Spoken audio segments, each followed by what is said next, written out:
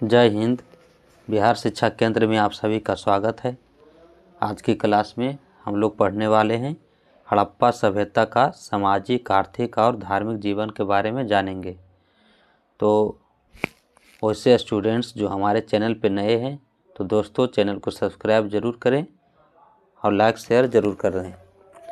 ठीक है, यदि आपने इससे प्रीवियस क्लास जो है नहीं देखे हैं तो जा कर के देखिए, प्ले लिस्ट बना दिया गया है। और पीडीएफ के लिए आप सभी हमारे टेलीग्राम चैनल से जुड़ सकते हैं, जो इस वीडियो के डिस्क्रिप्शन में आपको लिंक दे दिया जाएगा।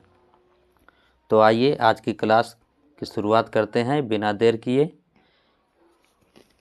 देखिए, हड़प्पा सभ्यता का जो सामाजिक, आर्थिक और धार्मिक जीवन, तो इसमें हम सब क्या पढ़ने वाले हैं, समाज के बारे में कि जो हड़प्पा सभ्यता का समाज था उस समय कैसा समाज था और अर्थव्यवस्था कैसी थी और धर्म जो है किन किन वो लोग जो थे कौन से धर्म को मानते थे। तो हड़प्पा सभ्यता के बारे में सामाजिक जीवन, धार्मिक जीवन, आर्थिक जीवन के बारे में चर्चा करेंगे। तो आइए शुरुआत करते हैं। देखिए दोस्तों, समझते चलिएगा ध्यानपूर्वक। देखिए, सामाजिक जीवन, तो हड़प्पा सभ्यता का जो सामाजिक जीवन कैसा था देखा जाए तो उत्खनन में जो प्राप्त मूर्तियां जो मिली हैं हमें मूर्ति, तो उसमें जो है ज़्यादातर मूर्तियां पुरुषों की अपेक्षा स्त्री की जो है मूर्ति अधिक प्राप्त हुई है। यानी पुरुषों की अपेक्षा जो है हमें स्त्री की मूर्ति अधिक प्राप्त हुई है, स्त्रियों की मूर्तियां अधिक प्राप्त हुई है। इससे अनुमान क्या लगाया गया? इससे अनुमान लगाया गया कि हड़प्पा संस्कृति का जो समाज था मात्र सतात्मक था, यानी मात्र आधारित समाज था, मात्र प्रणाली, या इसे बोलते मात्र सतात्मक जो समाज था। तो उत्खनन से हमें पुरुषों की अपेक्षा स्त्रियों की मूर्ति जो अधिक प्राप्त हुई है। तो इससे अनुमान लगाया गया कि हड़प्पा संस्कृति का जो समाज था किस प्रकार का था, तो मात्र सतात्मक, मात्र प्रणाली या मात्र सतात्मक भी बोल सकते हैं, इसे पर आधारित था। तो आगे बढ़ते हैं। अब देखते हैं, भवन निर्माण योजना से ज्ञात होता है कि परिवार जो है, परिवार अलग अलग रहते थे, यानी भवन जो बनाए गए थे अलग अलग भवन था। तो इससे अनुमान लगाया गया अलग अलग भवन था, तो इससे अनुमान क्या लगाया गया कि परिवार जो रहते थे अलग अलग रहते थे। तो हड़प्पा सभ्यता का में समाज में देखा जाए तो कैसा था, मात्र सतात्मक था। और परिवार किस प्रकार के थे, तो अलग अलग निवास करते थे, परिवार जो थे अलग अलग रहते थे।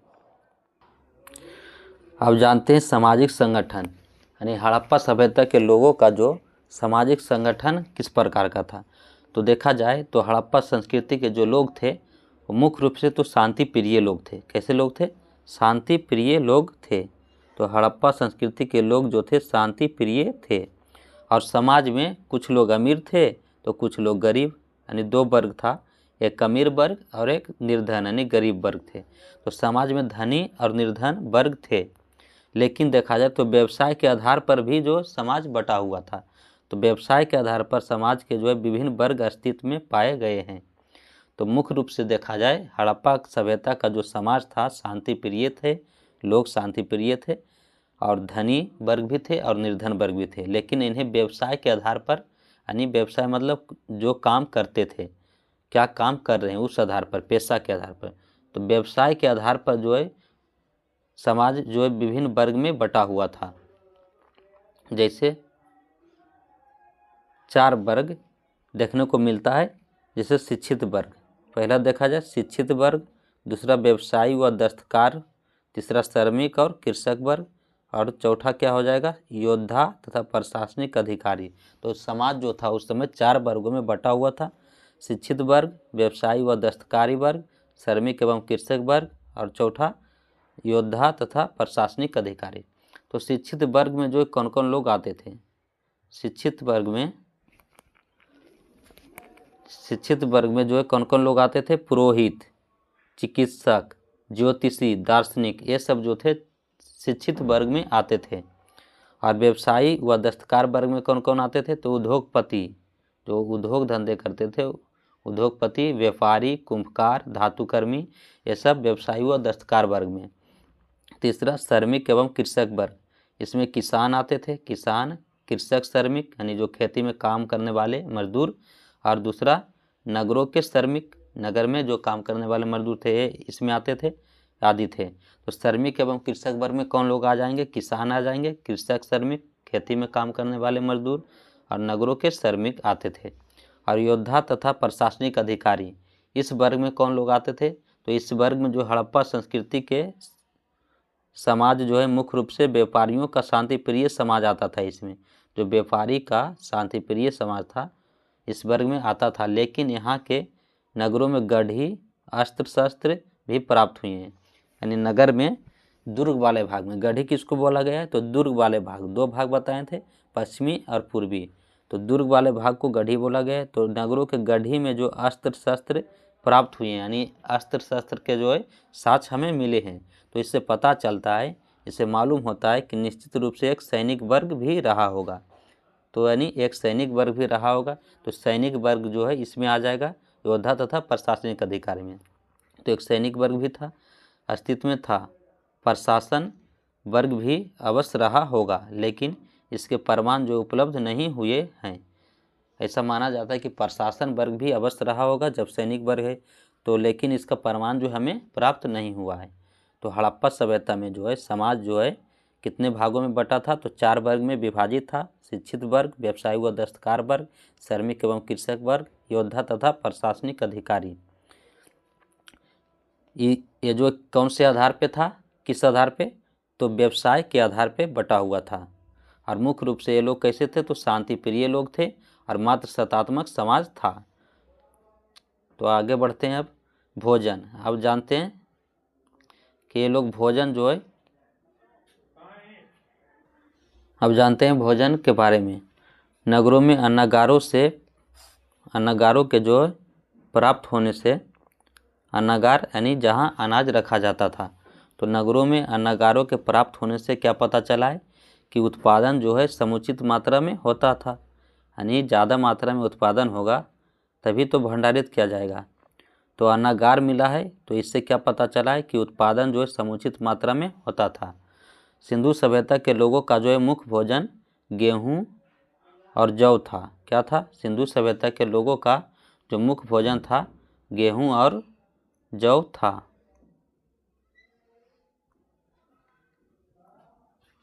गेहूं और जौ था।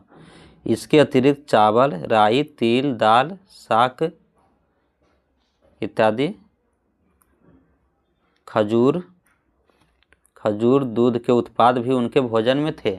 और शाकाहारी के साथ साथ मांसाहारी भी ये लोग थे। तो हड़प्पा सभ्यता का जो समाज था ये लोग शाकाहारी भोजन भी करते थे और मांसाहारी भोजन भी करते थे। शाकाहारी में कौन कौन सा आ जाएगा? देखिए, चावल, राई, तिल, दाल, शाक और मुख्य रूप से गेहूं और जौ याद रखिएगा। और इसके अलावा खजूर, दूध के उत्पाद भी उनके भोजन में थे। और पर्याप्त कृषि उत्पादन के कारण ही क्या हुआ? नगरों का विकास संभव हो सका। तो पर्याप्त कृषि का उत्पादन होता था अच्छा मात्रा में, तो इसी के कारण क्या हुआ? नगरों का जो विकास संभव हो सका। तो आइए आगे बढ़ते हैं। अब जानते हैं वस्त्र भूषण, यानी आभूषण जो इस कौन से आभूषण का प्रयोग करते थे, किस प्रकार का, और वस्त्र। तो हड़प्पा वासी जो है मुख्य रूप से सूती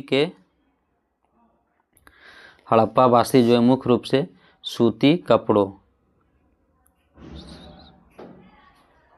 मुख्य रूप से जो है कौन से कपड़ों? सूती कपड़ों का प्रयोग करते थे, साथ ही ऊनी कपड़ों का भी प्रयोग करते थे। तो हड़प्पा वासी जो लोग थे ये लोग सूती कपड़ा के साथ साथ ऊनी कपड़ा का भी प्रयोग करते थे। और मोहनजोदड़ो, पता कैसे चला कि सूती कपड़ा का प्रयोग करते थे? तो मोहनजोदड़ो में जो एक सूती कपड़े के टुकड़ा प्राप्त हुआ है। क्या हुआ है? क्या मिला है? टुकड़ा मिला है। कहाँ से? मोहनजोदड़ो से सूती कपड़ा का एक टुकड़ा मिला है। इसी से जो अनुमान लगाया गया कि ये लोग सूती कपड़ों का प्रयोग करते थे और इसके साथ ही ऊनी कपड़ों का भी प्रयोग करते थे। कपास का भी उत्पादन होता था। दो प्रकार के वस्त्र का प्रयोग किया जाता था, एक चादर और दूसरा धोती। चादर और धोती के रूप में जो वस्त्र का प्रयोग करते थे। संभवतः हड़प्पा वासी जो वस्त्रों को सिलना भी जानते थे, यानी ये लोग जो है वस्त्र को सिलना भी जानते थे। स्त्री और पुरुष समान रूप से आभूषण धारण करते थे, चाहे स्त्री हो या पुरुष, दोनों जो है समान रूप से आभूषण धारण करते थे, यानी गहना जेवर ये सब जो था सब दोनों लोग पहना करते थे, दोनों लोग पहनते थे आभूषण को, स्त्री और पुरुष दोनों। तो मुख्य आभूषण कौन कौन सा था? तो मुख्य आभूषण में याद रखिएगा, मुख्य आभूषण कंठहार, कर्णफूल, भुजबंद तथा करधनी थे। मुख्य आभूषण क्या था? कंठहार, कर्णफूल, भुजबंद तथा करधनी थे। आभूषण जो है सोने, चांदी, तांबे के बने होते थे। आभूषण किसके बने होते थे? सोना, चांदी और तांबा के। निर्धन वर्ग जो है मिट्टी के मानकों, सीप आदि के आभूषणों का जो है प्रयोग करते थे। जो निर्धन वर्ग थे यानी गरीब वर्ग, वो मिट्टी के मानकों, सीप आदि के आभूषणों का जो है प्रयोग करते थे। अब थोड़ा सा देख लेते हैं श्रृंगार प्रसाधन, यानी ये लोग जो थे श्रृंगार किस चीज़ का करते थे? तो श्रृंगार प्रसाधन में आ जाएगा, हड़प्पा में एक श्रृंगार मंजूषा मिला है, इसी से पता चला है कि काजल का प्रयोग करते थे। यानी हड़प्पा के लोग जो थे किस श्रृंगार में किसका प्रयोग करते थे? काजल, और चंदोदड़ों में लिपस्टिक के जैसा उपकरण प्राप्त हुआ है। तो इससे क्या पता चलता है कि ये लोग लिपस्टिक का भी प्रयोग करते थे। लिपस्टिक का साज कहाँ से मिला है? चंदोदड़ों से। और इसी के साथ साथ जो है दर्पण का भी प्रयोग करते थे। दर्पण किस चीज़ का? तो कांसे और हाथी दांत के बनते थे। तो दर्पण के लिए जो है कांसे या हाथी दांत के बनते थे दर्पण। तो श्रृंगार में किस किस चीज़ का जो है प्रयोग करते थे? तो श्रृंगार में याद रखिएगा, काजल का प्रयोग करते थे, लिपस्टिक का प्रयोग करते थे और दर्पण का प्रयोग करते थे। इतना याद रखना है। तो आइए आगे बढ़ते हैं। और मनोरंजन, मनोरंजन के क्या साधन था, यानी मनोरंजन कैसे करते थे? तो शिकार खेलते थे। मनोरंजन के में क्या आ जाएगा? शिकार खेलना। ये लोग जो थे शिकार खेलते थे।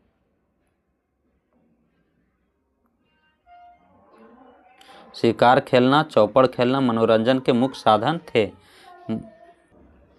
मोहनजोदड़ो में नर्तकी की मूर्ति प्राप्त हुई है, जिससे यह सिद्ध होता है कि हड़प्पा सभ्यता में संगीत और नृत्य का भी प्रमुख स्थान था। यानी ये लोग जो है मनोरंजन के लिए क्या क्या करते थे? शिकार खेलते थे। पहला पॉइंट याद रखना, शिकार खेलते थे, चौपड़ खेलना, ये सब जो थे मनोरंजन का साधन था। और इसके साथ ही नृत्य भी करते थे। नृत्य, संगीत, ये सभी इनके मनोरंजन के साधन था। और बच्चों के मनोरंजन से संबंधित खिलौना, यानी बच्चों के लिए मनोरंजन से संबंधित क्या है? खिलौना। तो शिकार खेलना, चौपड़ खेलना, नृत्य, संगीत, ये सब जो इनके मनोरंजन का साधन था। और खिलौना, तो याद रखिएगा इतना। ये हो गया सामाजिक जीवन। तो सामाजिक जीवन में क्या क्या याद रखना है? देखिए क्या बोले, समाज जो था मात्र सत्तात्मक समाज था, मात्र सत्तात्मक, और परिवार जो था अलग अलग निवास करते थे। और मुख्य रूप से जो हड़प्पा के लोग शांति प्रिय लोग थे। धनी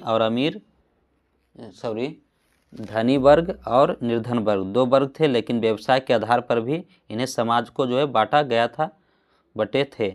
शिक्षित वर्ग, व्यवसायी व दस्तकार वर्ग, श्रमिक एवं कृषक वर्ग, योद्धा तथा प्रशासनिक अधिकारी। शिक्षित वर्ग में आ जाएगा पुरोहित, चिकित्सक, ज्योतिषी, दार्शनिक आदि थे। व्यवसायी व दस्तकार वर्ग में उद्योगपति, व्यापारी, कुम्हार, धातुकर्मी, ये सब। श्रमिक वर्ग एवं कृषक वर्ग में किसान, कृषि श्रमिक, नगरों के श्रमिक। योद्धा तथा प्रशासनिक वर्ग में यह आ जाएगा सैनिक वर्ग। उसके बाद देखिए भोजन जो मुख्य रूप से गेहूं और जौ का उत्पादन करते थे। तो गेहूं और जौ था इनके भोजन के मुख्य अनाज। क्या हो गया? तो सिंधु सभ्यता के लोगों का जो मुख्य भोजन क्या था? गेहूं और जौ था। इनके अतिरिक्त चावल, राई, तिल, दाल, शाक, दूध के उत्पाद, ये सब जो है, खजूर भी उनके भोजन में शामिल थे। शाकाहार के साथ साथ जो मांसाहारी का भी जो प्रयोग करते थे। मांसाहार भी उनके भोजन में सम्मिलित था। तो पर्याप्त कृषि उत्पादन के कारण ही क्या हुआ, नगरों का विकास जो है संभव हो सका था। वस्त्र आभूषण में वस्त्रों का प्रयोग जो है सूती कपड़ा का प्रयोग करते थे और इसके साथ ही साथ ऊनी कपड़ों का भी प्रयोग करते थे। मोहनजोदड़ो में एक सूती कपड़ा का जो है टुकड़ा मिला है। और 2 प्रकार के वस्त्र का प्रयोग करते थे, चादर और धोती। संभवतः हड़प्पा वासी जो वस्त्रों को सिलना जानते थे। स्त्री और पुरुष दोनों जो है आभूषण पहनते थे।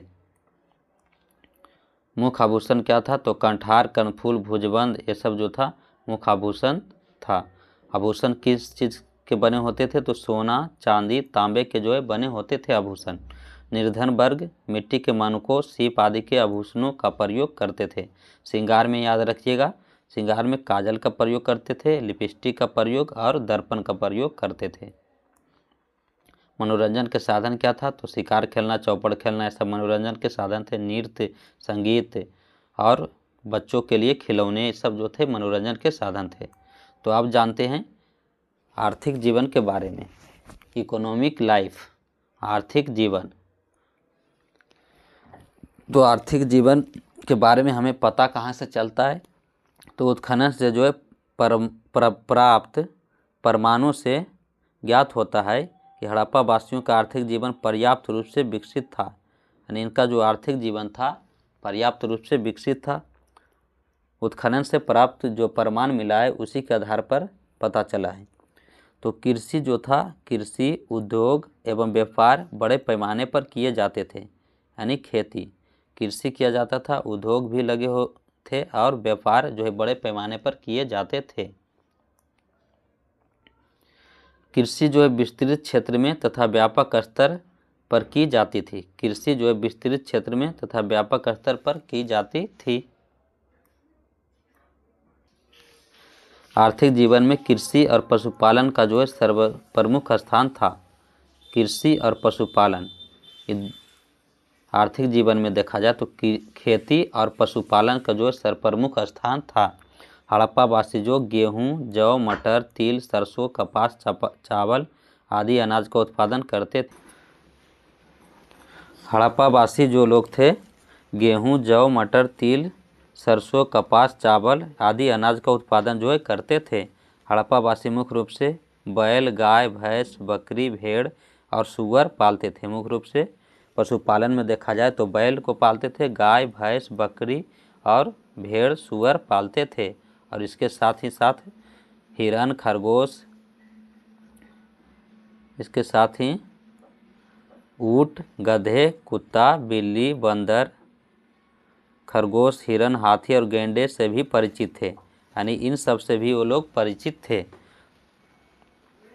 अब उद्योग तथा शिल्प में क्या आ जाएगा, हड़प्पा संस्कृति के लोगों की जो प्रमुख उपलब्धि कपास उत्पादन तथा सूती वस्त्रों का निर्माण था।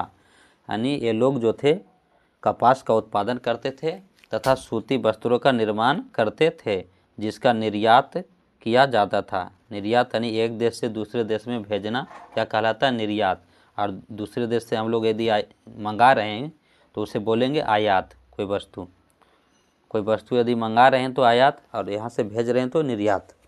तो हड़प्पा संस्कृति के लोग जो है कपड़े का आयात और निर्यात करते थे, सूती कपड़ा का। यूनानी लोग जो थे सूती वस्त्रों को क्या बोलते थे, सिंडोन। यूनानी लोग सूती वस्त्रों को सिंडोन कहते थे। और एक जुलाहा वर्ग था जो कपड़े बुनने का कार्य करता था। तो कपड़े बुनने का काम किनका था, जुलाहा वर्ग।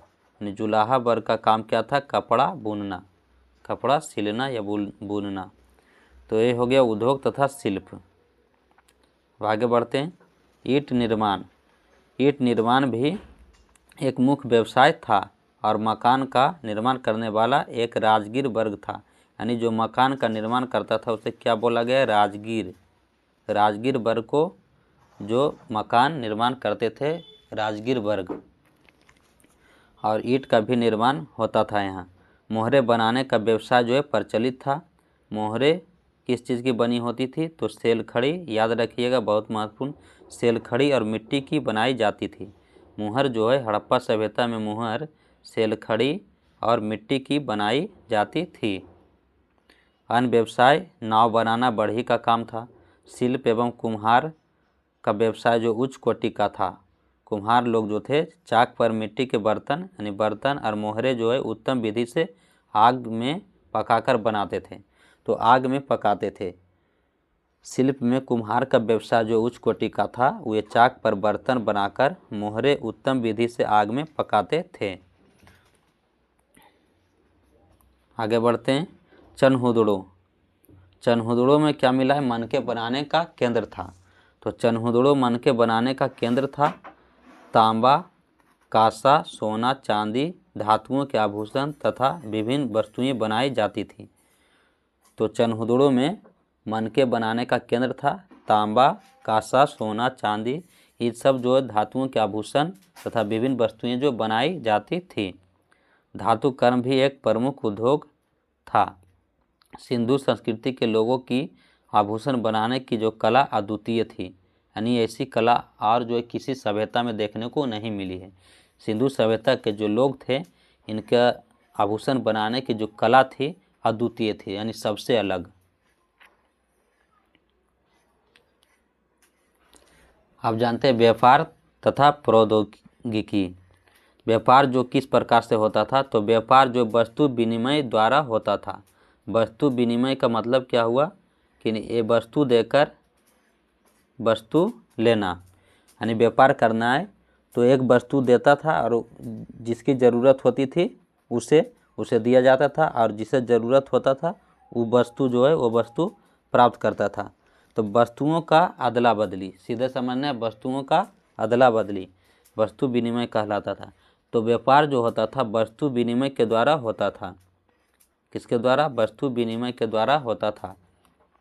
आवागमन के लिए, आने जाने के लिए किसका प्रयोग करते थे? तो बैलगाड़ी का, और इसके साथ ही साथ नदी मार्ग से जो है नाव का प्रयोग करते थे। नदी मार्ग से किसका प्रयोग करते थे? नाव का प्रयोग करते थे। और व्यापार जो होता था आंतरिक और बाह्य दोनों प्रकार का व्यापार होता था। आंतरिक व्यापार और बाह्य व्यापार दोनों ही होता था। व्यापार में नाप तोल का जो है अत्यधिक महत्व था।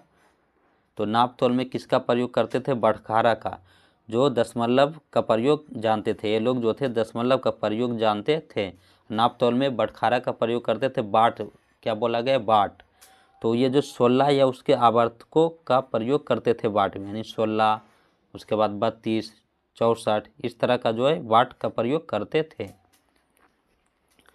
तो व्यापार कैसा था? वस्तु विनिमय के द्वारा होता था, और आवागमन के लिए बैलगाड़ियों का प्रयोग किया जाता था, नाव का प्रयोग करते थे। आंतरिक बाह्य दोनों व्यापार होता था। व्यापार में नापतोल का भी प्रयोग करते थे, और नापतोल का जो प्रयोग होता था 16 और उसके आवर्तकों, यानी 16, 32, 64, इस तरह का जो बाट का प्रयोग करते थे। हड़प्पा संस्कृति उद्योग पर आधारित थी। उद्योग पर आधारित थी, व्यापार संस्कृति थी। व्यापार का जो पैमाना अत्यधिक व्यापक था। इस तथ्य के अनेक प्रमाण उपलब्ध हैं, जैसे बड़े अन्नागारों का प्राप्त होना, बड़ी संख्या में मोहरे प्राप्त होना, मानवीकृत नाप तोल का अस्तित्व में होना। देखिए, व्यापार जो बड़े पैमाने पर होता था, इसका क्या प्रमाण है?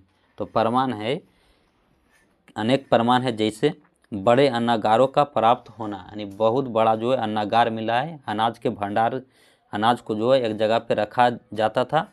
अन्नागार का साथ ही बताता है कि यहाँ पे जो है व्यापार बड़े पैमाने पर होता था। और बड़ी संख्या में मोहर हमें मिला है। और मानवीकृत नाप तोल, नाप तोल से भी हमें पता चला है कि व्यापार जो है बड़े पैमाने पर होता था।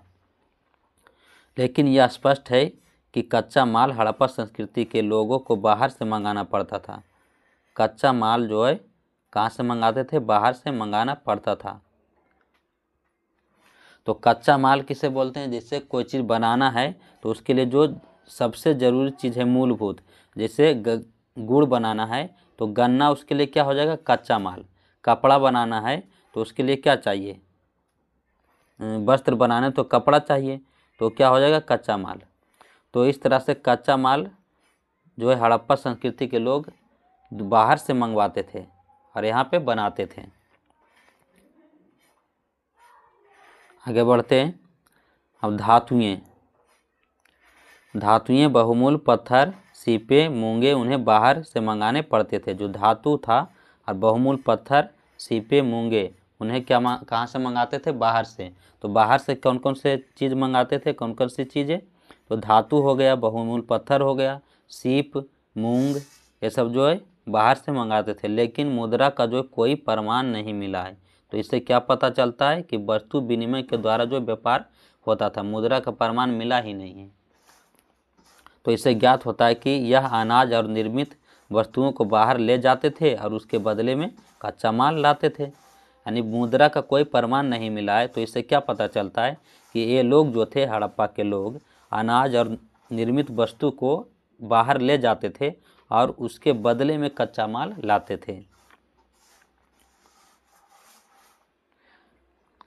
अब ये स्थल पर जो है गाड़ियाँ, नदी, समुद्र पर नाव और जहाज़ों का प्रयोग करते थे। यानी स्थल मार्ग पे जो है गाड़ी का प्रयोग करते थे और नदी और समुद्र में नाव का प्रयोग और जहाज़ का प्रयोग करते थे। यानी कि नाव, गाड़ी और जहाज़ ये सब से जो क्या था, भली भांति ये लोग परिचित थे। हड़प्पा संस्कृति का जो विदेशी व्यापार उन्नत था।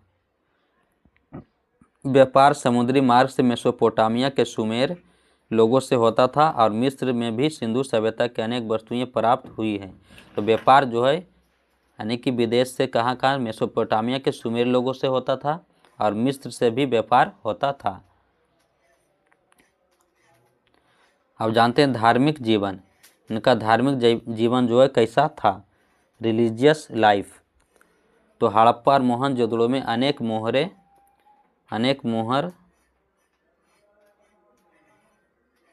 और मूर्तियाँ प्राप्त हुई है। यानी हड़प्पा और मोहनजोदड़ो में जो मोहर और मूर्तियाँ मिली हैं हमें, इन पर विभिन्न आकृतियाँ तथा चिन्ह अंकित हैं।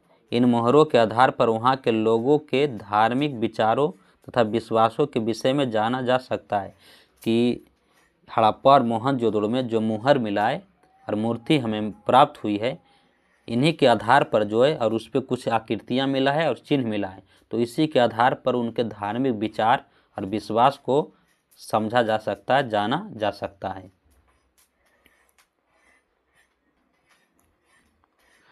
मातृ पूजा। तो धार्मिक जीवन में देखा जाए मातृ पूजा, हड़प्पा सभ्यता में जो अनेक नारी मूर्तियाँ प्राप्त हुई, हमें नारी की मूर्ति मिली है। तो इन नारी आकृतियों को मातृ देवी माना गया। क्या माना गया? मातृ देवी माना गया है।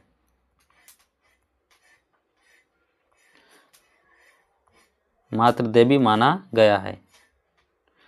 इससे ज्ञात होता है कि हड़प्पा संस्कृति में मातृ पूजा जो है व्यापक रूप में से प्रचलित थी। मातृ पूजा व्यापक रूप से प्रचलन में थी। तो मातृ देवी आज देखा जाए तो किस रूप में जाना जाता है? दुर्गा, काली, चंडी, गौरी आदि नाम से जानी जाती है आज। तो नारी की मूर्तियां अधिक प्राप्त हुई। इससे क्या अनुमान लगाया गया है कि मातृ देवी माना गया, नारी को मातृ देवी माना गया और इसकी पूजा की जाती थी। इसी को बोला गया मातृ पूजा, जो व्यापक रूप से प्रचलन में थी। और मातृ देवी जो आज किस रूप में जानी जाती है? काली, गौरी, चंडी, इस रूप में जो है जानी जाती है। और एक मूर्ति में स्त्री के गर्भ से जो है एक पौधा निकलता हुआ दिखाया गया है, जो संभवतः धरती देवी की मूर्ति है। धरती देवी की मूर्ति है, यानी धरती की देवी माना गया इसे। एक मूर्ति मिला है हमें जो उसमें स्त्री के गर्भ से एक पौधा निकलता हुआ दिखाया गया है। इससे अनुमान लगाया गया कि धरती देवी माना गया इसे। और हड़प्पा के लोग जो थे इसे धरती को उर्वरता की देवी मानते थे। इसे क्या माना गया है? उर्वरता की देवी माना गया है और इसकी पूजा करते थे। तो धरती को उर्वरता की देवी मान करके पूजा करते थे हड़प्पा के लोग। तो मातृ पूजा में क्या याद रखना है? मातृ पूजा जो व्यापक रूप में प्रचलित थी। आज दुर्गा, काली, चंडी, गौरी आदि के नाम से जाना जाता है इसे। और धरती को उर्वरता की देवी मान करके जो ये लोग पूजा करते थे। अब आगे बढ़ते हैं शिव पूजा। शिव पूजा जो है व्यापक रूप से प्रचलित थी। शिव उपासना मानव आकृति तथा लिंग रूप दोनों प्रकार की प्रचलित थी। यानी शिव की पूजा जो है आकृति के रूप में और लिंग रूप में, जिसे आज शिवलिंग बोलते हैं, तो आकृति के रूप में और लिंग के रूप में दोनों प्रकार से जो है पूजा की जाती थी इनकी। तो शिव पूजा भी प्रचलित थी।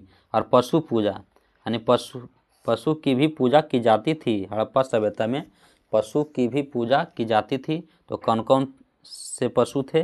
तो सबसे जो प्रमुख है कुबड़ वाला बैल, याद रखिएगा, कुबड़ वाला बैल जो है सर प्रमुख है, इसकी पूजा की जाती थी। पता कैसे चला है? तो मोहरों पर अनेक पशुओं की आकृतियां हमें मिली है, इसी से पता चला है कि ये लोग जो है पशु की पूजा करते थे। तो इनमें सबसे जो ज़्यादा महत्वपूर्ण है क्या है? कुबड़ वाला बैल। और नाग पूजा भी प्रचलित था, नाग की भी पूजा करते थे। गाय पूजा का कोई प्रमाण नहीं मिला, ये ध्यान रखना है। हड़प्पा सभ्यता में गाय पूजा का जो कोई प्रमाण नहीं मिलता है। अब वृक्ष पूजा, वृक्ष पूजा में हड़प्पा संस्कृति में जो वृक्ष पूजा भी प्रचलित थी। तो कौन से वृक्ष की जो है पूजा करते थे? अभी भी करते हैं, जैसे पीपल का पेड़। पीपल का पेड़ जो सर्वाधिक पवित्र माना जाता था। अन्य पवित्र वृक्ष कौन सा है? नीम, खजूर, बबूल और शीशम। तो ये सब जो है वृक्ष की पूजा करते थे, नीम, खजूर, बबूल, शीशम। लेकिन सबसे ज़्यादा जो पवित्र किसे माना गया है? तो पीपल को, पीपल के पेड़ को जो है पूजा करते थे। नदी पूजा, हड़प्पा संस्कृति में हड़प्पा संस्कृति में जो है नदी पूजा का कोई स्पष्ट प्रमाण प्राप्त नहीं हुआ है, किंतु इसके प्रचलन की संभावना प्रतीत होती है। अन्य में देखा जाए सूर्य की भी पूजा करते थे। हड़प्पा सभ्यता के लोग जो थे सूर्य की भी पूजा करते थे। लिंग पूजा, अग्नि पूजा भी प्रचलित थी। हड़प्पा के लोग तंत्र मंत्र में भी विश्वास करते थे। मार्शल महोदय के अनुसार सिंधु निवासी जो थे शवों यानी लाश को 3 प्रकार से उत्सर्ग करते थे। वो कौन कौन से? तो पूर्ण समाधिकरण, एक था पूर्ण समाधिकरण, दूसरा आंशिक समाधिकरण और तीसरा दाह कर्म। तो पूर्ण समाधिकरण में इसमें क्या होता करते थे कि संपूर्ण लाश को यानी संपूर्ण शव को भूमि के नीचे गाड़ दिया जाता था। तो ये हो गया पूर्ण समाधिकरण। और आंशिक समाधिकरण में इसमें पशु पक्षियों के जो खाने के बाद बचता था उसे गाड़ दिया जाता था। यह हो गया आंशिक समाधिकरण। दाह कर्म, इसमें जो है शव जला दिया जाता था एवं उसकी अस्थि को जो है गाड़ दिया जाता था, इसे दाह कर्म बोला गया है। तो 3 प्रकार से ये लोग जो है दाह संस्कार करते थे, एक था पूर्ण समाधिकरण, आंशिक समाधिकरण और दाह कर्म। तो पूर्ण समाधिकरण में जो पूरे शरीर को जो है भूमि के नीचे गाड़ दिया जाता था, और आंशिक समाधिकरण में पशु पक्षियों के खाने के बाद जो बचता था उसे ही गाड़ दिया जाता था। और दाह कर्म में सबको जला दिया जाता था और उसका अस्थि, उसकी भस्म को जो है गाड़ दिया जाता था। ये हो गया दाह कर्म। तो आशा करते हैं कि आज की क्लास जो है आप सभी को पसंद आया होगा, और लाइक शेयर ज़रूर करें और कमेंट बॉक्स में ज़रूर बताएं कि आज की क्लास कैसा लगा। तो ये था आज की क्लास, जो क्या पढ़े आज? सामाजिक जीवन, धार्मिक जीवन और आर्थिक जीवन के बारे में। PDF प्राप्त करने के लिए टेलीग्राम चैनल से ज़रूर जुड़ें। ठीक है दोस्तों, आज के लिए इतना ही काफ़ी है। धन्यवाद।